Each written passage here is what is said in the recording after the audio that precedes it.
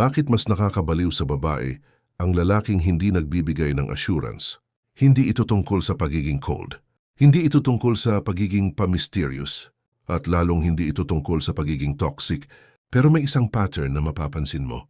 Yung lalaking laging nagbibigay ng assurance, laging nagva-validate, laging nag-u-update, laging nagsasabing ikaw lang. Siya pa yung kadalasang hindi sineseryoso in the long run. Pero yung lalaking hindi maingay sa feelings, hindi laging nagre-reassure, hindi nag-o-over-explain, hindi nagpapanik kapag may distance, siya yung mas iniisip, siya yung mas pinagdududahan, siya yung mas hinahanap. Bakit? Bakit mas tumitindi ang emosyon kapag hindi sigurado? Bakit mas malakas ang hatak kapag hindi mo alam kung saan ka nakatayo? At bakit ang lalaking hindi nagbibigay ng emotional certainty ang mas nagiging unforgettable? May psychology sa likod nito, may biological wiring. May emotional dynamics na karamihan hindi naiintindihan. Ang totoo, hindi nakakabaliw ang lalaki dahil masama siya. Nakakabaliw siya dahil hindi siya madaling ma-figure out. At ang hindi madaling ma-figure out, nagiging obsession. The psychology of uncertainty. Mas nakaka-addict ang hindi sigurado. Human nature ang mas na-attract sa hindi guaranteed. Kapag ang isang bagay siguradong sigurado, bumababa ang excitement. Pero kapag may uncertainty, tumataas ang dopamine. Parang gambling effect, parang what if. Kapag ang lalaki araw-araw nagbibigay ng reassurance na hindi kita iiwan, ikaw lang. Safe ka sa akin. Walang iba. Eventually nagiging baseline na siya. Hindi na siya special. Expected na. Pero kapag ang lalaki hindi agad nag-offer ng verbal security, may space na napupunan ng imagination. At tandaan mo, ang imagination ng babae mas malalim kaysa sa logic. Practical example, may dalawang lalaki. Lalaki A, consistent mag-update. Lahat clear. Lahat transparent. Lalaki B, consistent din, pero may sariling mundo. May boundaries. Hindi siya laging available emotionally on demand. Kapag hindi nag-reply si lalaki A ng 30 minutes, ang reaction, busy lang siguro. Kapag hindi nag-reply si lalaki B ng 30 minutes, ano kaya ginagawa niya? May kausap ba siyang iba? Ganito ba siya sa lahat?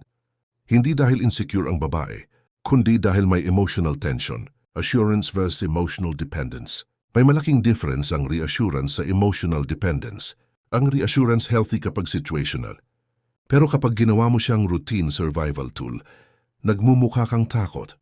At kapag naramdaman ng babae na takot kang mawala siya, nag-shift ang energy. Mas nagiging dominant siya sa dynamic. Hindi dahil gusto niyang kontrolin ka, kundi dahil nararamdaman niyang mas kailangan mo siya kaysa kailangan ka niya. At sa attraction dynamics, mas attractive ang taong may choice. Practical example, nag-open up ang babae na insecure siya. Response 1. Hindi ka pangit. Ikaw pinakamaganda. Hindi kita papalitan kahit sino pa dumating. Response 2. Alam mo kung bakit kita gusto. Kasi may qualities ka na hindi common, pero hindi mo kailangan marinig sa akin araw-araw. Para maging totoo yun. Ramdam mo ang difference? Yung una parang may halong panic energy. Mystery builds emotional gravity. Hindi ibig sabihin maging cold ka. Hindi ibig sabihin maging pa-hard to get. Ang ibig sabihin, hindi mo kailangan ipaliwanag lahat. Hindi mo kailangan ibigay lahat ng emotional cards mo agad. Kapag ang lalaki open book sa simula pa lang, nawawala ang depth. Pero kapag may layer ka, may sariling priorities, may sariling mission, nagkakaroon ng gravity. Stoic mindset teaches this. You don't chase validation. You don't over-explain. You don't panic. Ang taong hindi natataranta, kapag may conflict, mas stable tingnan. And stability ang subconsciously hinahanap ng babae. Practical example, may tampuhan. Version A, please wag ka magalit. Sorry talaga, explain ko lahat. Ayoko mag-away tayo. Version B, kung may mali ako, aayusin ko, pero hindi ako makikipag-usap kung pareho tayong emosyonal. Usap tayo pag kalmado ka na. Yung pangalawa may emotional frame. Hindi siya aggressive. Hindi siya cold. Why uncertainty turns into obsession? Ito na yung mas delikadong part. Kapag may uncertainty, ang utak ng tao gustong maghanap ng closure, gustong kumpletuhin ang puzzle. Kapag ang lalaki hindi nagbibigay ng full assurance, ang babae magsisimulang mag-analyze. Ano ba talaga ako sa kanya? Ganito ba siya sa lahat? May iba ba? Importante ba talaga ako? At dito, pumapasok ang mental replay. Kapag may mental replay, may emotional investment. Kapag may emotional investment, tumitindi ang attachment. Hindi dahil minamanipulate mo siya, kundi dahil hindi mo ibinibigay agad ang emotional certainty na hinahanap niya.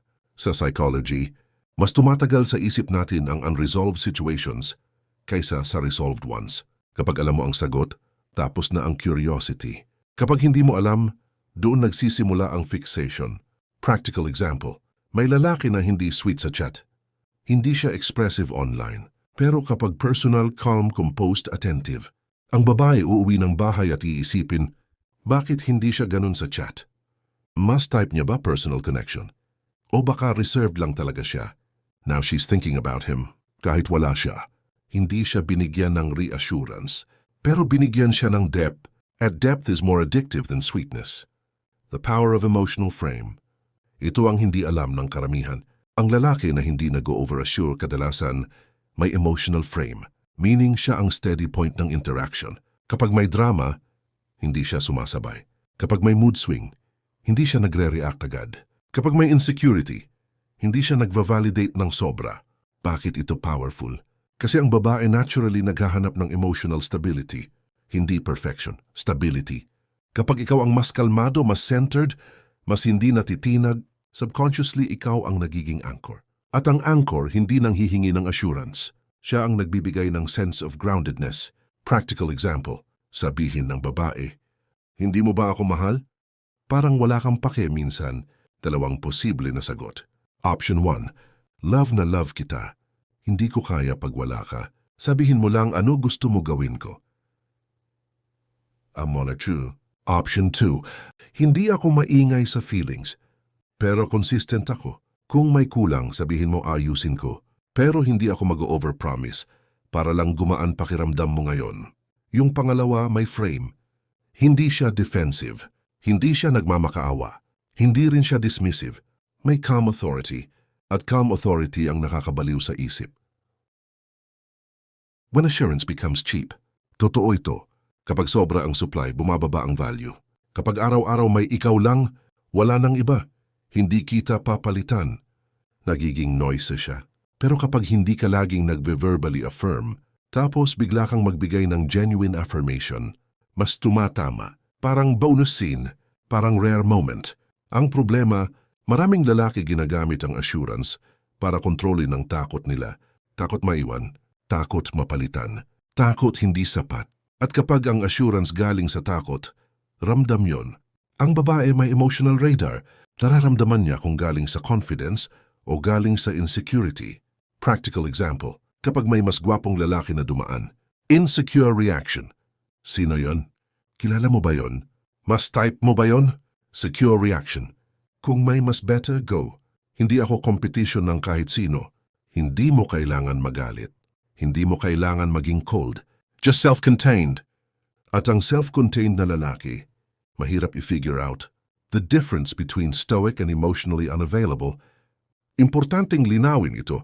Hindi ibig sabihin na hindi ka nagbibigay ng assurance ay wala ka ng pakialam. May malaking difference ang stoic sa emotionally unavailable. Emotionally unavailable. Hindi nag-open up kahit kailan. Walang emotional presence, avoidance sa intimacy. Stoic. Calm. Measured. Hindi impulsive sa emotions. Hindi needy sa validation. Ang stoic nagbibigay ng reassurance kapag kailangan. Hindi kapag pressured. Ibig sabihin, hindi ka silent treatment master. Hindi ka manipulator. Hindi ka pa mysterious para lang magpa-obsess. Ang ginagawa mo lang, hindi mo ibinibigay ang emotional power mo basta-basta. Practical example, kapag may problema sa relasyon, emotionally unavailable. Bahala ka diyan. Stoic. Pag-usapan natin pag pareho tayong kalmado. Hindi ako aalis pero hindi rin ako makikipagsigawan. Malaking difference. Ang una nakaka-frustrate. Ang pangalawa nakaka-stabilize. At stability ang pinaka-underrated na attraction trigger. Why women respect men who can walk away. Ito ang pinaka-core. Ang lalaking hindi nag-over-assure, kadalasan may isang silent message. Kaya kong mawala. Hindi ibig sabihin gusto mong umalis. Hindi ibig sabihin disposable siya sa'yo. Ibig sabihin buo ka kahit wala siya. At kapag alam ng babae na kaya mong mag-walk away kung wala ng respeto, mas maingat siya. Respect grows where fear of loss exists. Kung alam niyang kahit anong gawin niya, nandiyan ka pa rin, nawawala ang urgency. Pero kung alam niyang may standards ka, nagiging conscious siya. Practical example, may babae na laging nagka-cancel ng plans last minute. Needy response, okay lang, kahit kailan. Sabihin mo lang, self-respect response, gets ko busy ka. Pero hindi ko ugali yung lagi ako nag-a-adjust. Kung hindi ka sure, sabihin mo agad. Hindi ka galit, hindi ka bitter, pero hindi ka rin doormat. At ang hindi doormat, mas may value. Paano gawin ito? Nang hindi nagiging manipulative, unang linawin natin.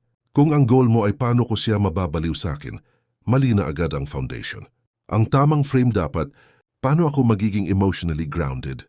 Na lalaki na may boundaries at self-respect. Kapag ang focus mo control, lalabas at lalabas ang insecurity.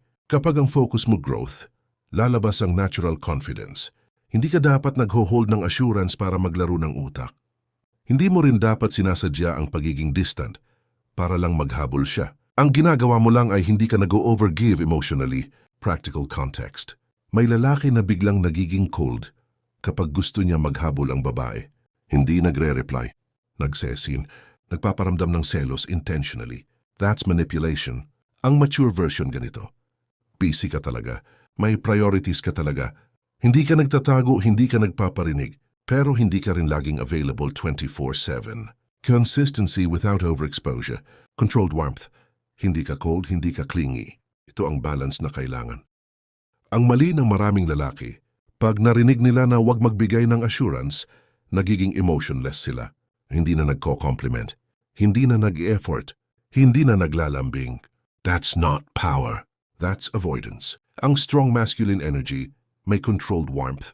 Meaning, hindi ka sweet sa lahat ng oras, pero kapag nagbigay ka ng affection, sincere, hindi ka araw-araw nagva-validate, pero kapag nag-affirm ka, grounded. Practical example, hindi mo kailangan araw-araw sabihing, ikaw pinakamaganda. Pero minsan, habang naglalakad kayo, pwede mong sabihin, alam mo may aura ka na hindi common. Kaya ka napansin ko, isang sentence, pero may weight, kasi hindi siya routine. Kung may nakuha kang insight dito, hindi ito para gamitin mo pang control. Gamitin mo ito para ayusin ang sarili mo. Tanong mo sa sarili mo ngayon, nagbibigay ba ako ng assurance dahil mahal ko siya? O nagbibigay ako dahil takot akong maiwan? Magkaiba yon. Kung gusto mo ng mas ganitong klase ng usapan, tungkol sa stoicism, masculine frame, emotional control, at real relationship dynamics, mag-like at mag-subscribe ka. Dito, hindi tayo nagbebenta ng fantasy. Dito pinag-uusapan natin kung paano maging lalaking may direksyon, may disiplina, at may respeto sa sarili. Kita tayo sa susunod.